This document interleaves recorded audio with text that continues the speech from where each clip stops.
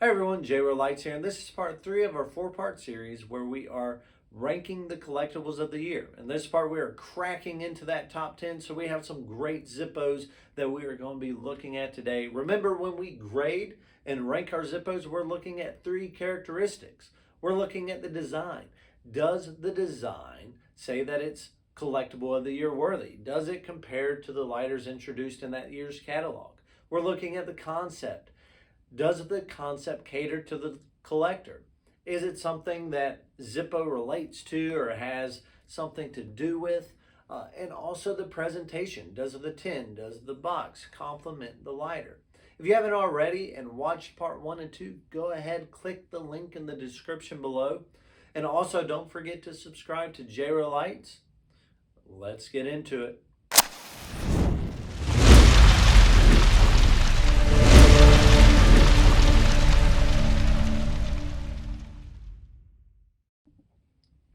Alrighty, here we go. Breaking into the top 10. And speaking of 10s, we got our 60th anniversary. Now, not only did the 60th anniversary come with the single Zippo, but it came with a companion set. We will be talking about both of these, and both of these are included in our grading. The reason why we're putting these together is, they are considered companion pieces. So I just think it's fitting that you can't have one without the other. So let's get into it. We got our single collectible of the year, and this lighter, yes, it's kind of basic. It just has that pin on there, but this is the first collectible of the year. At least they didn't do a brushed chrome. This is a nickel plated.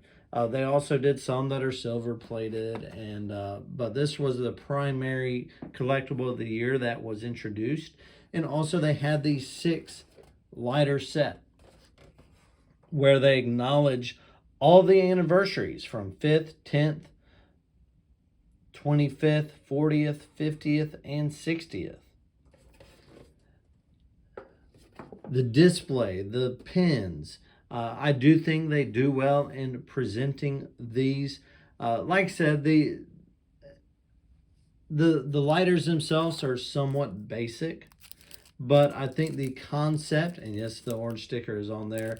I do not mess with these paper stickers, especially on a collectible like this.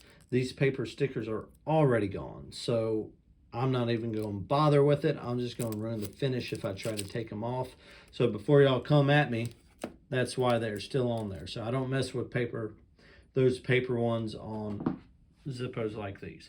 But anyways, the designs are somewhat simple, but I think the concept, the packaging, and also this was their first collectible of the year. So that is what gives this the edge to break into that top 10.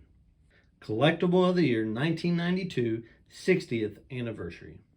Coming in at number 9, we got Collectible of the year, 1999, One World, One Future. I know we did do the 1999 Our Century. However, in my opinion, this one's a millennium away from that one. No pun intended. This one is just, it's out of that Our Century's league. Our Century was just a basic plate Zippo.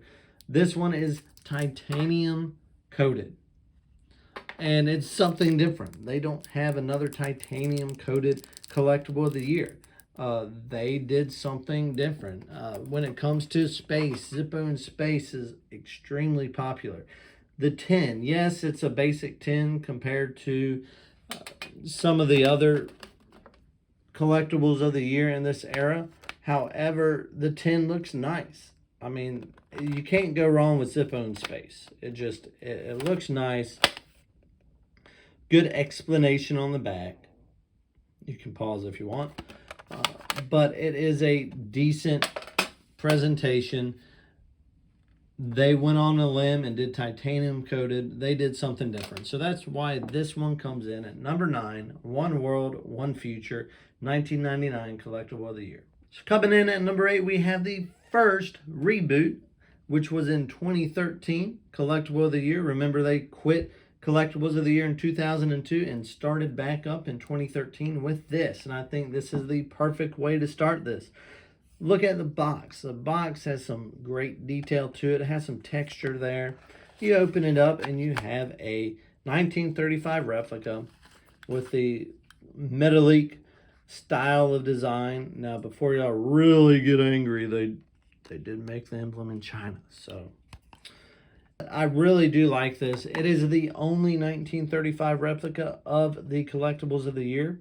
Now, they are, in 2013, they cut down their production extensively on these. This is the highest one, which is at 35,000. I think it's the highest one. But back in 2002 and 2000, I mean, they were making 100,000 to 150,000 Collectibles of the Year. So they really cut back on the exclusiveness on these Zippos. But also the reason why this is at number 8 is I think the top 7 are just better in my opinion. So there's really nothing that I can't really nitpick this too hard. It's just the other 7 that we got to come are better in my opinion. So this is coming in number 8, Collectible of the Year 2013, the Windy Girl. At number 7, we have another companion piece. We have the Pinup Girls. This is 1996 Collectible of the Year's Pinup Girls. We have our single edition, which is Joan. And then we also have our companion set, the 4 seasons, winter, spring, summer, and autumn. And these designs, they deserve to be up in this ranking just because this is a new process in which Zippo designed lighters in. It was the technographic design style where the colors became more vibrant. They're able to get a lot more detail in there. Also the concept, the Pinup Girls, they go way back. The war efforts, being morale boosters. This was a very successful launch for the Collectibles of the Year. So I think they did a really great job, not only at the designs of these lighters, but the concept and also the packaging. Most of the 90s Collectibles of the Year came with little cloths. They really did a good job on the packaging for most of the Collectibles of the Year in this first era of Collectibles of the Year. So this is 1996 Collectible of the Year, Pinup Girls. Leading the way at number 6, you have Hollywood's Leading Light.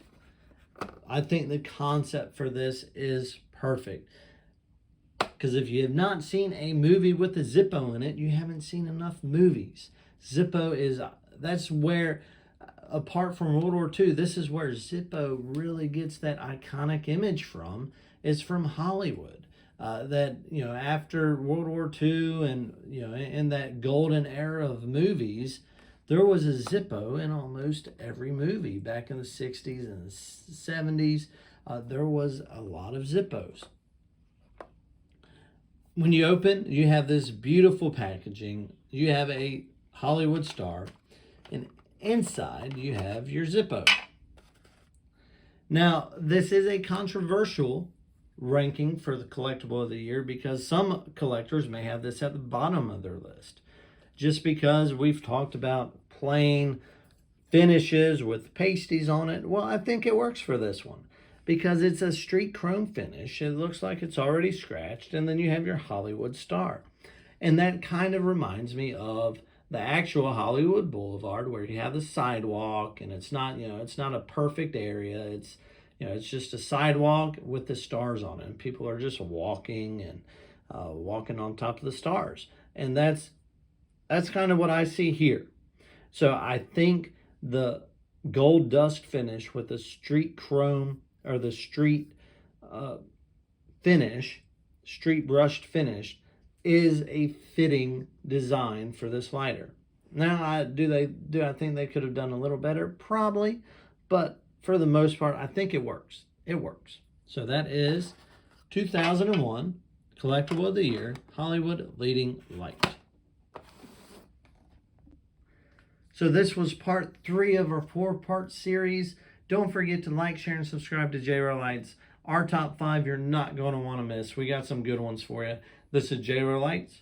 We'll see you on the next one.